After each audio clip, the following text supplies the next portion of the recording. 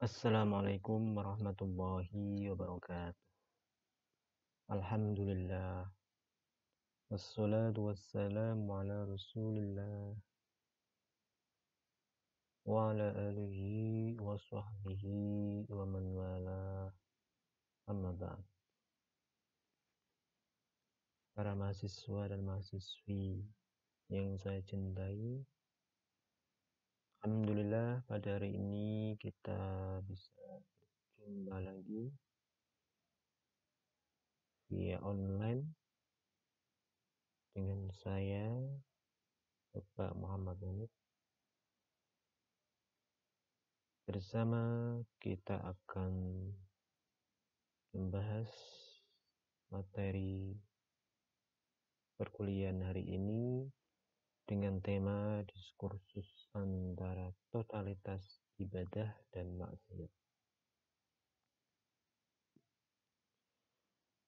Pada pertemuan yang lalu kita telah membahas apa itu ibadah beserta tujuan-tujuan, fungsi, dan seterusnya. Untuk kali ini kita akan membahas tentang diskursus antara totalitas ibadat dan maksiat. Makna dari totalitas di sini adalah keutuhan dan kesempurnaan daripada ibadah dalam rangka menjauhkan diri dari perbuatan-perbuatan yang bersifat maksiat.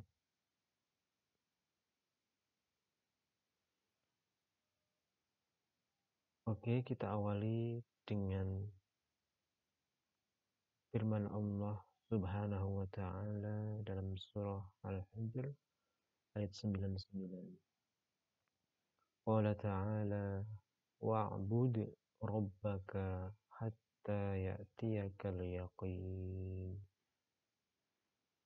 Dan juga firman Allah dalam surah Al-Muzammil ayat 8. Wadhkur isma rabbika wa tabattal ilaihi tabtila. Dalam surah Al-Hijr Allah berfirman, dan sembahlah Tuhanmu sampai datang kepadamu yang diyakini atau al-yaqin, yakni al-maut atau ajal.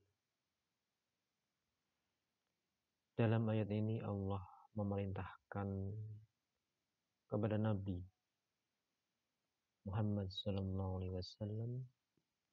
untuk menyembah Tuhan, untuk beribadah kepada Allah Subhanahu wa ta'ala sampai datang kepadanya al-yaqin. Para mufassir menafsirkan bahwasanya yang dimaksud al-yaqin di sini adalah maut. Karena semua orang pasti meyakini akan datangnya ajal atau maut. Dalam ayat ini menyimpan makna mengenai kontinuitas dalam beribadah kepada Allah Subhanahu wa ta'ala. Bahkan ayat ini bisa ditafsirkan bahwasanya Allah Subhanahu wa ta'ala memerintahkan hambanya untuk senantiasa, untuk selalu beribadah sepanjang hayat. Selama hayat masih dikandung badan, maka perintah Allah untuk beribadah kepadanya akan selalu ada, akan selalu kontinu.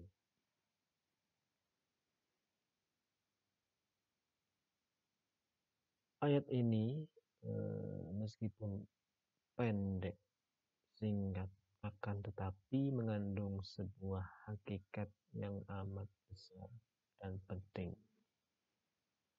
Karena kehidupan manusia di muka bumi ini akan menjadi benar dan mapan tanpa memahami hakikat itu dengan benar, baik dalam kehidupan pribadi individual atau sosial kemasyarakatan. Bahkan dalam kehidupan manusia secara keseluruhan, hakikat tersebut ialah ibadah kepada Allah Subhanahu wa Ta'ala. Ibadah sendiri diartikan sebagai segala sesuatu yang diridhoi Allah Subhanahu wa Ta'ala dalam bentuk ucapan dan perbuatan lahir ataupun itu. Sehingga pengertian ini mencakup ibadah sholat, puasa, zakat, haji, menunaikan tugas, birrul walidain, silaturahim, amal ma'ruf nahi mungkar, berjuang, berjihad, menegakkan agama Allah, bersikap baik dengan tetangga, anak yatim, fakir miskin, dan amalan-amalan ibadah yang lain. Sehingga dari uraian di sini bisa dipahami bahwasanya ibadah tidaklah hanya sekedar mencakup sholat dan puasa dan semisalnya, atau yang kita kenal dengan ibadah mahdoh atau ibadah yang bersifat ritual. Tetapi ibadah meliputi totalitas kehidupan manusia, keseluruhan dan keutuhan kehidupan manusia dari berbagai macam aspek dan sudut pandang. Mulai dari aspek ekonomi, sosial, politik, budaya, dan lainnya.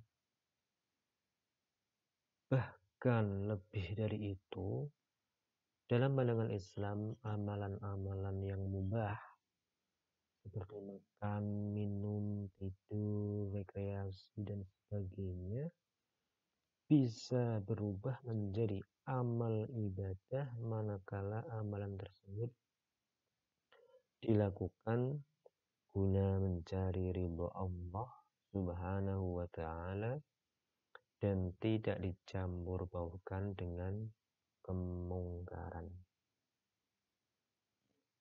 Dengan memasukkan segala aspek kehidupan manusia ke dalam ibadah, maka seorang muslim bisa mempersembahkan segenap hidupnya untuk beribadah kepada Allah Subhanahu wa Ta'ala.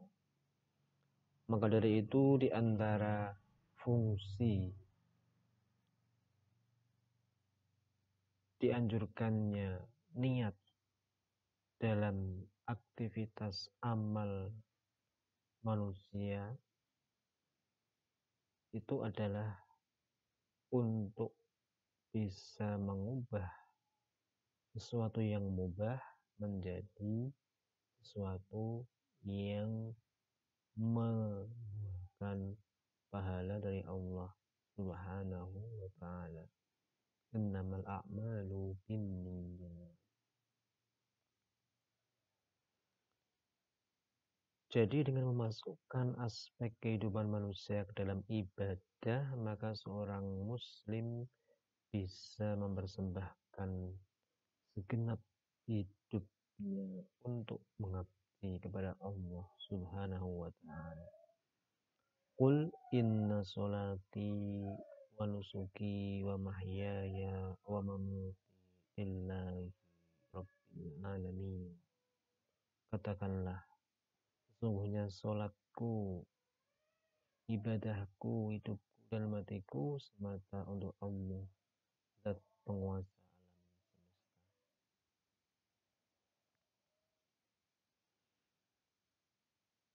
Kita tahu bahwasannya posisi kita di mata Allah Subhanahu wa Ta'ala adalah sebagai hamba, sebagai abd, sebagai ibad, laksana abdi di hadapan seorang raja atau majikan, sehingga kita harus patuh dan tunduk secara totalitas dan secara mutlak hanya kepada Allah Subhanahu wa Ta'ala.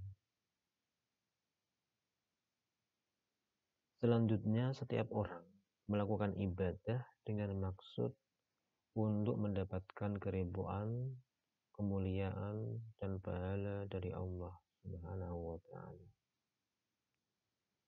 Imam Ibnu Athaillah dalam kitab Al-Hikam mengatakan bahwa hakikat orang yang melakukan ibadah pasti mempunyai pengharapan kepada Allah Subhanahu wa Ta'ala. Oleh karena itu, jangan sampai orang beramal ibadah bergantung pada amal ibadahnya, karena hakikatnya yang mengetahui diterima atau tidaknya amal ibadah itu hanyalah Allah Subhanahu wa Ta'ala. Maka dari itu kita diingatkan bahwasanya hati-hati dengan ibadah yang tidak membuahkan hasil, yang tidak berbuah ibadah tapi hanya sia-sia. Hal ini telah diingatkan oleh Rasulullah SAW sebagaimana diriwayatkan dari Abu Hurairah radhiyallahu an bahwa Rasulullah SAW bersabda, "Tahukah kalian orang yang pailit atau bangkrut itu?" Para sahabat menjawab, "Orang yang bangkrut di antara kami ialah orang yang tidak punya dirham dan tidak punya barang-barang." Maka Nabi Muhammad SAW bersabda, "Orang yang bangkrut dari umatku ialah orang yang datang pada hari kiamat lengkap dengan membawa pahala sholat, pahala puasa, zakat. Tetapi di samping itu, ia telah mencaci ini, menuduh itu, memakan hartanya ini, menumpahkan darah itu, dan memukul ini. Lalu diberikanlah kepada si ini dari pahala kebaikan amalnya, dan diberikan kepada si itu dari pahala kebaikan amalnya. Dan apabila telah habis pahala kebaikannya, padahal belum terbayar semua tuntutan orang lain kepadanya, maka diambillah dari dosa-dosanya orang yang pernah dianiaya itu, lalu ditanggungkan kepadanya, kemudian ia dilemparkan ke neraka." Jadi intinya, jadi pahala ibadah yang kita lakukan selama hidup di dunia, boleh jadi nanti pahalanya akan diberikan kepada orang yang pernah kita zalimi, pernah kita sakiti, pernah kita pukul, pernah kita caci maki, dan seterusnya. Sehingga amalan pahala ibadah kita akan berkurang, bahkan bisa jadi sampai habis sama sekali. Kalau sudah habis dan tidak ada lagi pahala untuk menebus kesalahan itu, maka dosa-dosa orang yang pernah kita sakiti atau pernah kita caci maki, pernah kita zalimi, maka akan ditimpakan kepada kita. Na'udzubillahi. Orang yang ahli ibadah, tetapi di satu sisi juga terbiasa melakukan perbuatan zalim, menghina, mencaci orang lain dengan kata-kata kasar, menuduh tanpa bukti, menyebar isu-isu dan hoax, korupsi, dan menyakiti fisik orang lain, maka semua kebaikan ibadahnya akan menjadi sia-sia dan tak bernilai, alias bangkrut di hadapan Allah Subhanahu wa Ta'ala. Dalam kondisi seperti itu, seluruh pahala ibadah seseorang menjadi gugur di hadapan Allah Subhanahu wa Ta'ala.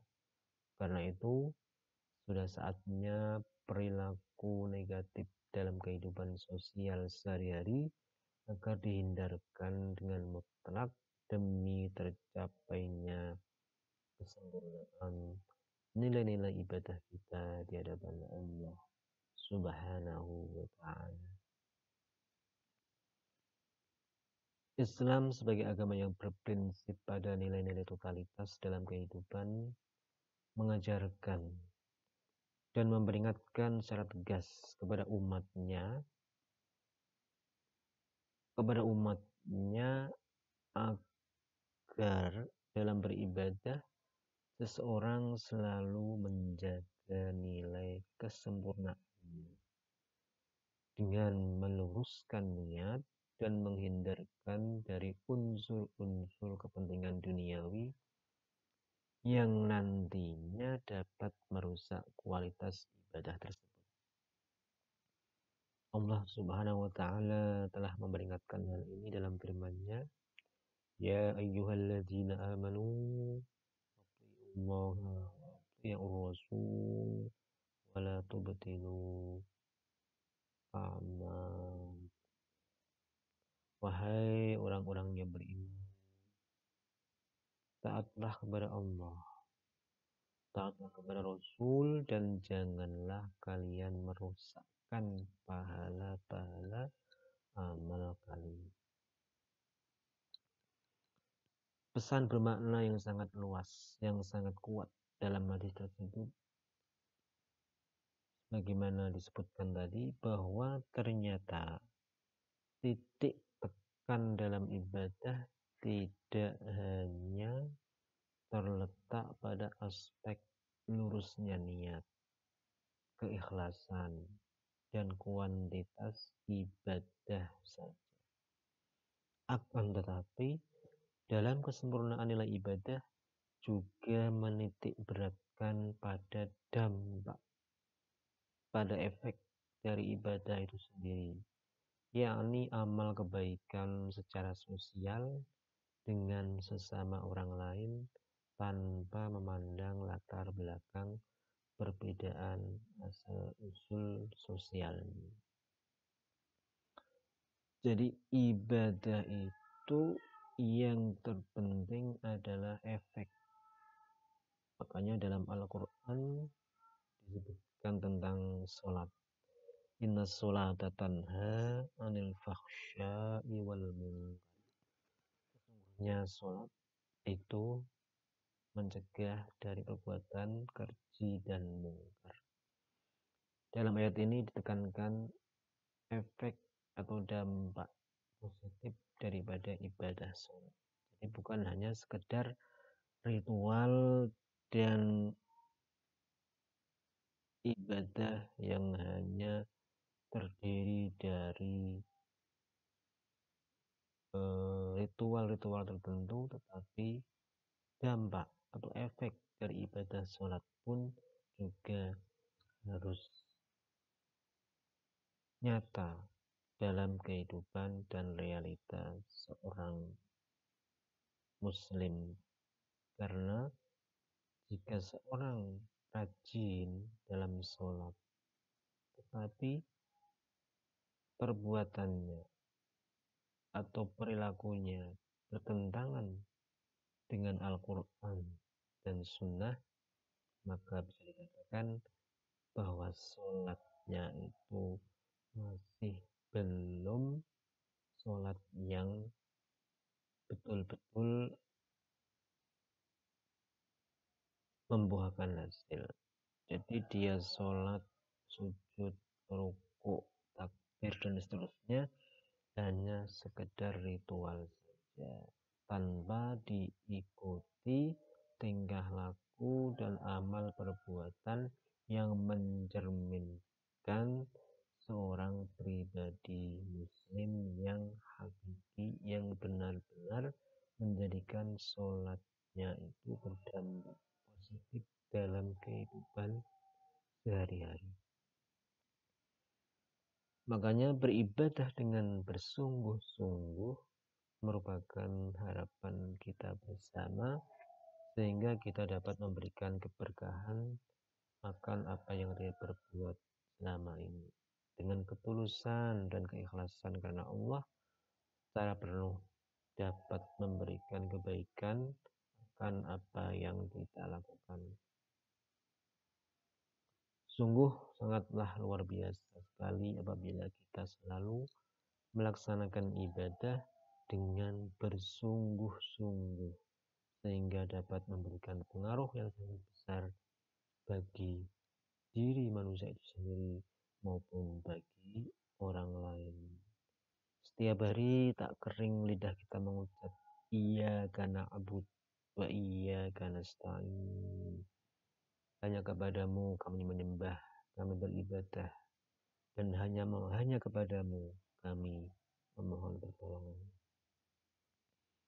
Kita hanya perlu membuktikan bahwa totalitas yang kita janjikan dalam beribadah benar adanya. Seorang muslim adalah yang sudah mendeklarasikan, mengiklankan kesungguhan saat mengucap kalimat syahadah.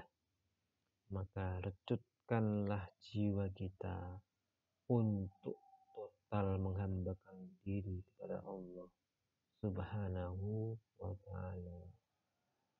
Buatlah kelelahan sebagai sebuah lelah yang lillahi ta'ala. Kewajiban kita lebih banyak dari waktu yang tersedia, karena umur kita sangat terbatas. Menarik sekali apa yang pernah dikatakan oleh Hujjatul Islam Imam Al-Ghazali. Dia mengatakan bahwa mengerjakan ibadah fardu itu adalah seperti asal atau modal atau kapital. Seperti modal harta dalam sebuah perdagangan dan perniagaan, sehingga dari modal itu bisa menghasilkan harta dagangan.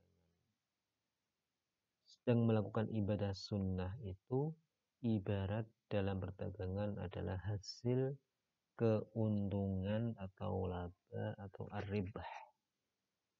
Dengan sebab seseorang itu melaksanakan yang sunnah, maka akan mendapatkan keuntungan, kebahagiaan atau fauz di dalam kehidupan seseorang. Kita harus memastikan bahwa segala aktivitas kita itu semua bisa berdimensi ibadah. Lantas kita memastikan bahwa ibadah wajib tertunaikan. Kemudian kita memastikan jiwa kita senang dengan ibadah sunnah, layaknya makanan yang lezat dan mengenyangkan. Totalitas membutuhkan bukti, totalitas membutuhkan aksi dan implementasi, bukan hanya sekedar kata-kata manis, kata-kata indah, tapi memerlukan aplikasi penerapan yang benar-benar terinspirasi dalam hati bahwasanya kita semua adalah hamba Allah Subhanahu wa ta'ala. Iyyaka na'budu wa iyyaka nasta'in. Itulah bentuk adab dan sopan santun kita kepada Allah Subhanahu wa ta'ala, yaitu totalitas dalam ketaatan. Taat dalam lahir dan taat dalam batin.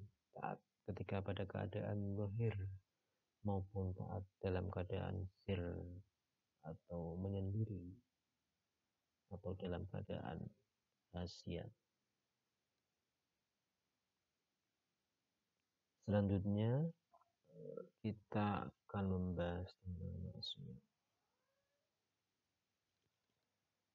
Maksiat sendiri berasal dari bahasa Arab. Maksiat asal kata dari kata aso, yaswi, isyanan, wa maksiatan, yang maknanya adalah menentang, mendurhakai, melanggar, dan membangkang. Artinya, jika kita durhaka kepada Allah dengan melanggar larangan-larangan yang telah ditetapkannya, maka otomatis kita telah bermaksiat kepada Allah Subhanahu wa Ta'ala. Jadi maksiat ini adalah antonim, kebalikan daripada ta'at. Dan ta'at sendiri itu adalah makna daripada ibadah itu sendiri. Karena ibadah secara bahasa artinya ta'at atau tunduk. Sedangkan maksiat adalah kebalikannya, membangkang, menentang, durhaka, melanggar perintah Allah Subhanahu wa Ta'ala. Allah berfirman dalam surah An-Nisa ayat 15, "Wa may ya'sillaha wa rasulahu wa yata'adda hududahu yudkhilhu naran khalidan fiha wa lahu 'adzabun muhin." Dan barang siapa yang mendurhakai Allah dan Rasul-Nya dan melanggar ketentuan-ketentuannya, niscaya Allah memasukkannya ke dalam api neraka dan ia kekal di dalamnya. Dan baginya siksa yang menghinakan.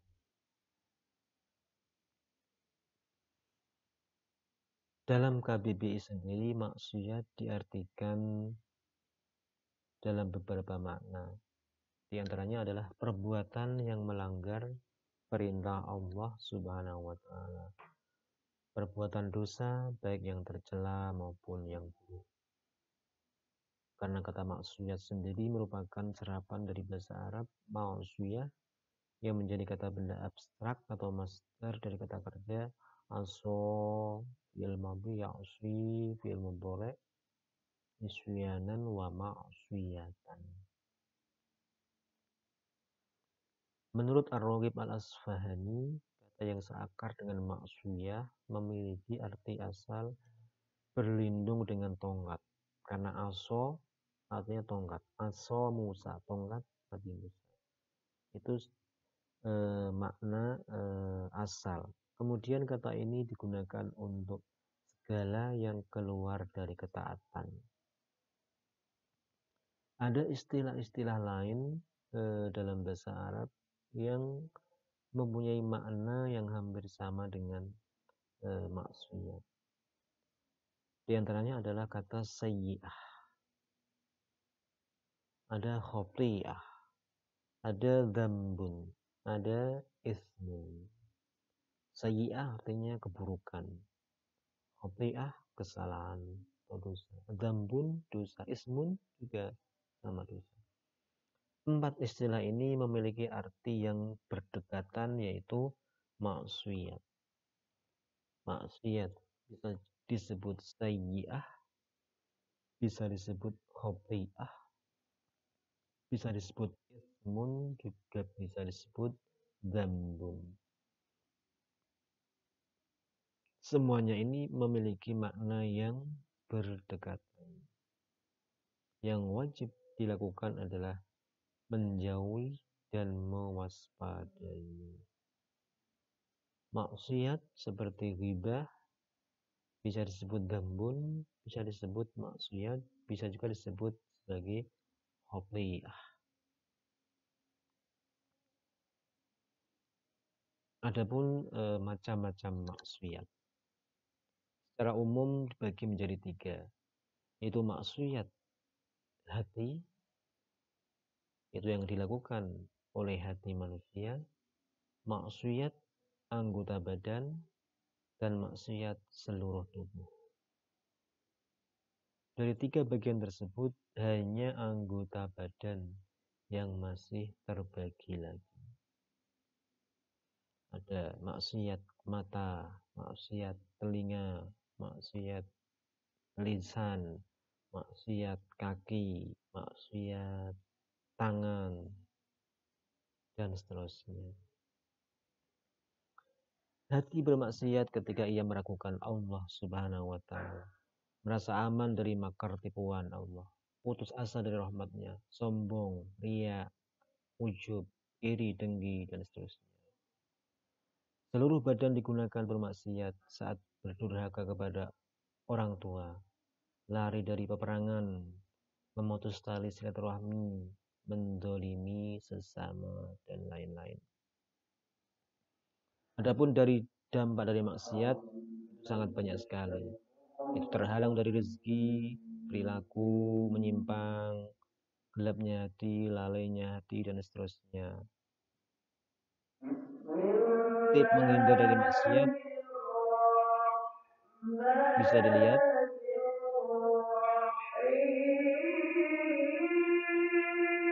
Intinya adalah kita harus selalu menjaga hati kita, anggota badan kita dari maksiat dan durhaka kepada Allah Subhanahu wa Ta'ala.